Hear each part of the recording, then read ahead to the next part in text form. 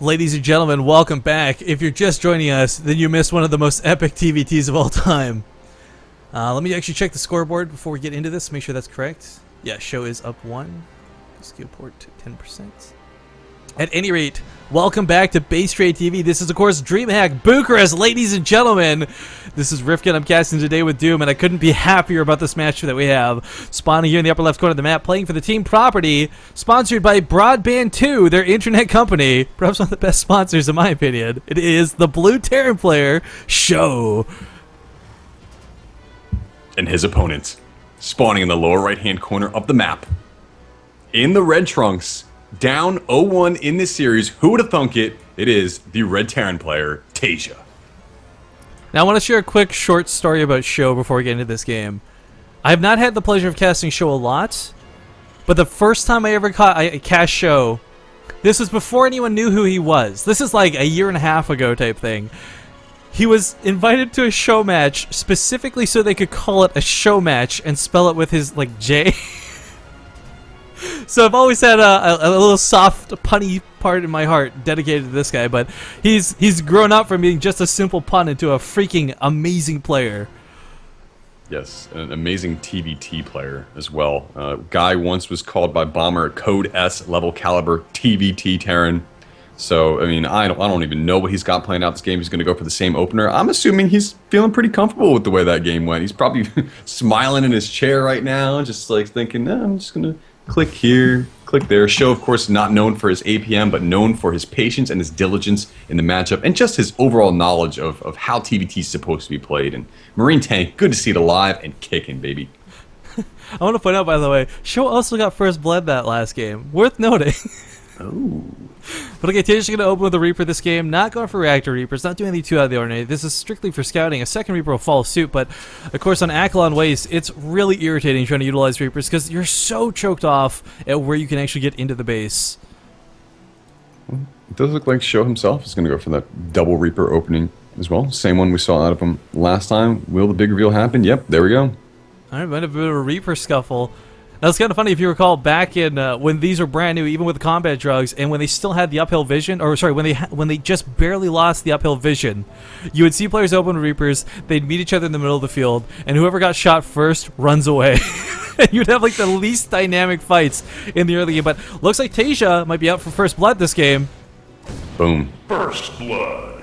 Takes down the SV Building Command Center, yeah.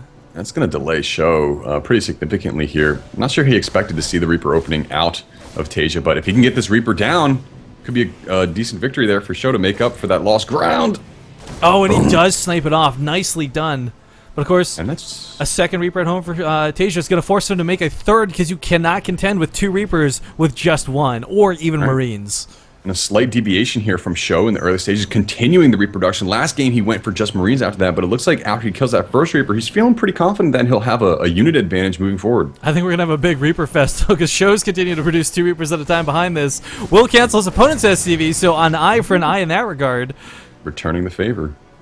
But a Hellion coming out here for Taeja will definitely tip the scales in his favor. Reapers are light units. Ooh.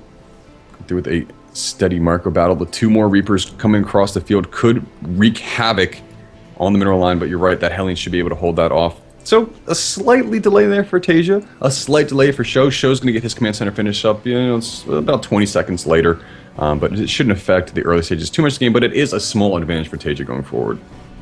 Well, Sjow with 4 Reapers, this isn't something you see too often anymore. This used to be the common thing once upon a time, but oh, if he jumps up the cliff, he's going to be greeted by some Hellions, some splash damage immediately going down. He's going to lose 2 of those Reapers before they even know what hit him. Maybe even a third here if the Hellions have something to say about it, and boom! Oh no! How much health does that thing have? I can't even click on it. 2 health.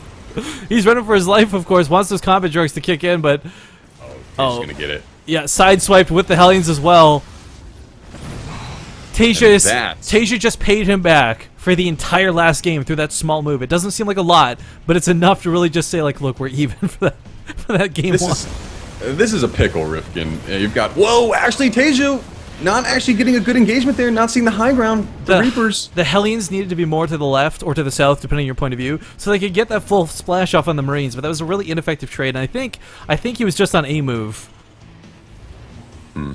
Well, I was going to say this is reminiscent of Slayer's Boxer back in Wings of Liberty. We used to go for that Hellion Reaper-style builds. Taeja is continuing to build Hellions and Reapers, even going farther into the game now, Rifkin. So he's going to get compound healing from the combat drugs plus the medevac combination. And I wouldn't be shocked to see him go for some type of drop-oriented attack because that bunker in the front really can't protect against your mineral line in the main. I think this really hurt him too, losing those 2 Hellions, because he was counting on having 4 to elevator up to the main. Ah, yes. 2 Hellions will still be effective, but not nearly as good as 4. Now, Little mine! Well, luckily it doesn't quite kill all the Reapers, but they do jump up here with the Hellions, and he will be able to get some SCV kills here for sure, but the Marines pop out at the right time. Breaks around there with the SCVs on the Hellions. Usually don't see that scenario play out, but does Sjow have enough firepower to deal with this? Yes, he does with the Marines coming down from the bottom. Oh my god, a great hold from Sjow, and even in these small microfights, we're seeing remnants of that last game, just the intense trades that these players can make. Wow. How many times do you think Taeja's ever lost with this build if he feels confident enough to go for it down 0-1 in the series on Acheron Wastes? This has got to be some go-to for him.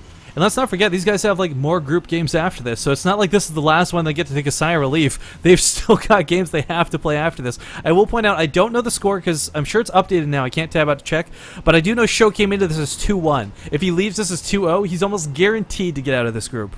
Well, Taeja got 8 workers killed in that engagement, so looking at the unit count station now, 33 SCVs for Sjow, 44 for Taeja, but Sjow is looking to return the favor with a single Widow Mine, Marine drop, going to the back of the base. There's no protection here for Taeja. Siege Tank greatly out of position to deal with this. And of course, the Widow Mine's not going to one-shot a ton of SCVs. It'll only one-shot the 1 SCV, but... Unfortunately, the Widow Mine didn't come out first, but Sjow's going to pick up. Yeah, could have really gotten a lot of damage down if the Widow Mine was the first thing to pop out of that medevac, but it was not. And back at home, Sjow's continuing add-on infrastructure with 3 more barracks, going up to 5 in total. Yeah, he's got to match the production of his opponent. Flying right over top of that, he saw 6 racks on the field, and he knows he can't just sit back and hope to win. Oh, he forces a scan, though, so a small minor victory for Sjow. It's weird. Okay. It's so, like, I hate, like, I understand it. I've been casting for so long, but it's still weird to consider that, like, a scan is, like, losing money. I don't know, man. Yeah, it definitely is. And, you know, I want to talk about the tech right now. Sjow just finished stim. I'm not sure Taeja has stim completed. I mean, I don't even think he's got a tech lab completed on a barracks yet to have that. No, he doesn't, but he's going for double engineering bays. So if he's got +1-1 and his opponent stims into him and he's got medevacs with tanks, he'll be able to hold defensively. But without stim, yeah, he's not going across the field anytime soon. But, well, defensively looks to be what he's going to have to do. 2 Marines and a hell of a lot of Marines escorting them, or sorry, 2 tanks rather, and a hell of a lot of Marines escorting them across the field. Sjow is going to find himself, his opponent has the bunker at the top of the ramp, but there's a very vulnerable spot. It is covered by tanks, but he could drop if he can weasel his way in there. What he may do is put siege tanks, siege up. Yeah, he'll siege on the low ground, I imagine. Nope, just going to fully drop everything then, never mind. But there are tanks already dropped or in position, ready to defend this. Ooh, just barely out of range. Sjow, this is a really risky spot to be putting all of his units in. Yeah, and the Viking's going to keep him from retreating, so he's really got to damage it. He just can't. Going to lift up and get out with what he can. A really unfortunate loss for Sjow, who's already a little bit behind in this game. That's what we call a risky business, Rifkin. Yeah, and that's going to give Taeja the confidence to move forward in this game with his plan in entirety. You know, I wouldn't count Sjow out just yet. We saw how close Taeja came to the... Like, he was so close to grabbing victory, and he was equally far behind last game, if not more so. So, we'll see if Sjow gives up or anything. He is on his 3rd base significantly earlier than Taeja, which is definitely worth noting.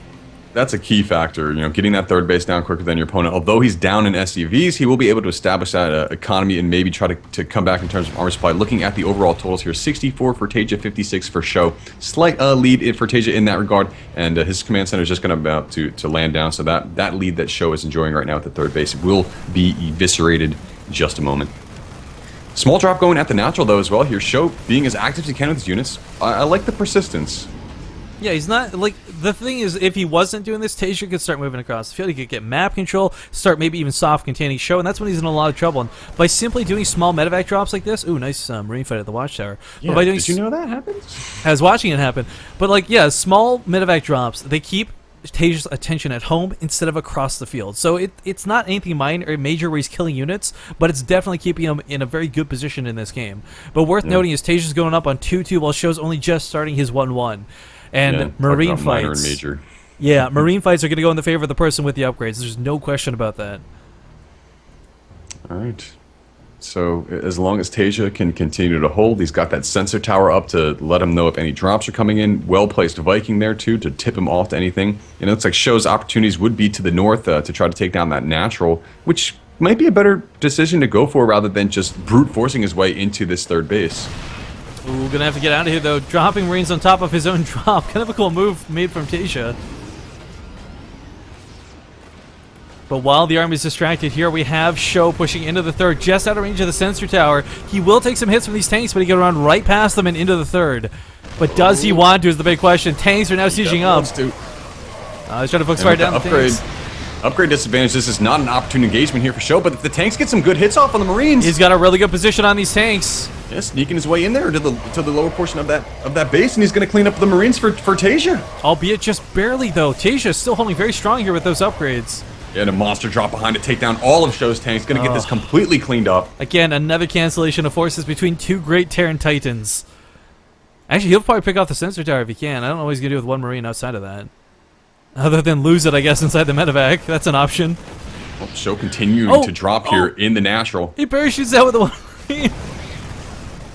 Yeah, Sjow is not making any headway this game, and he is keeping it fairly even on the resources lost, but yeah, again, I need to mention the fact is Sjow's the one coming across the field. He's got the map control. He's not letting Taeja push out, but Taeja now, for the first time in this game, is going to feel comfortable enough to move out with his Marine and his tank army.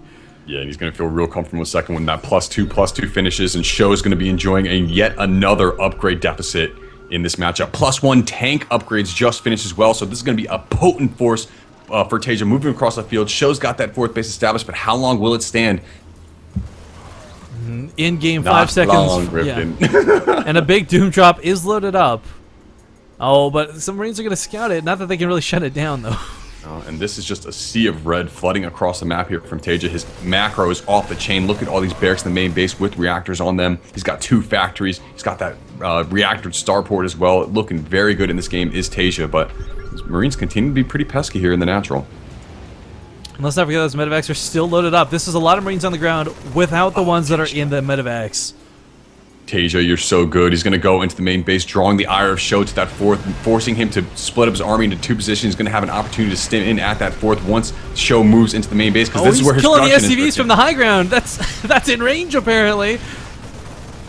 But yeah, as predicted, actually, we have Sjow coming in from behind to sweep up the natural, but he still can't respond to the main.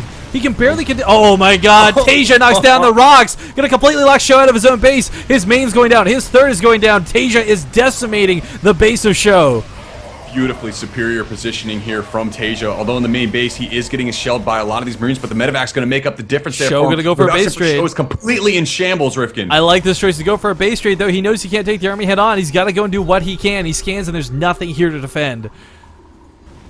And in this situation, nothing at home for Taeja. I mean, he's going to have a tank on the high ground, but Sjow continuing to press forward. Oh, surprise. There's a lot of Marines at the top waiting for him. Got to focus down that siege tank, though. Does not get it off, and unfortunately, a lot of the Marines do pop off. And Sjow... Oh, the upgrade's too good in this situation, Rifkin. I feel like Taeja was just like regular Saiyan last game. In this game, he turned on his Super Saiyan mode. That was a devastating game. But going to tie it up 1-1 and take us to game 3. That move with the rocks, someone get that on that StarCraft 2 highlight site and make a GIF of it or something. That was crazy good. That was the biggest get the hell out of here moment. But